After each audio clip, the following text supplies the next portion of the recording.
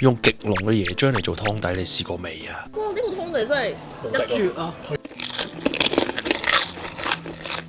今日帶大隻仔加個大食 friend，大隻咩？嚟呢間鳳園食香港首創嘅椰漿雞，開心啊！有雞食，好開心！你個人咁大，哇！勁大嗰個飲茶。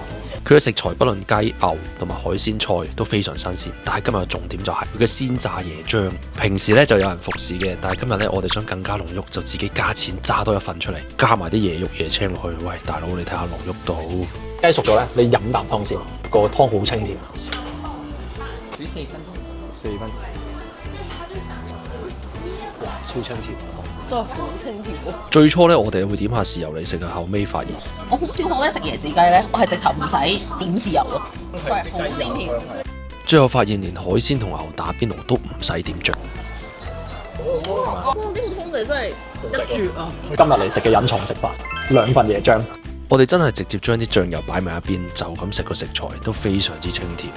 但係好辣味，啲味好好味。最後食埋呢個臘味芋頭煲仔飯，芋頭夠香又有飯焦，你真係冇嘢好講啦啩。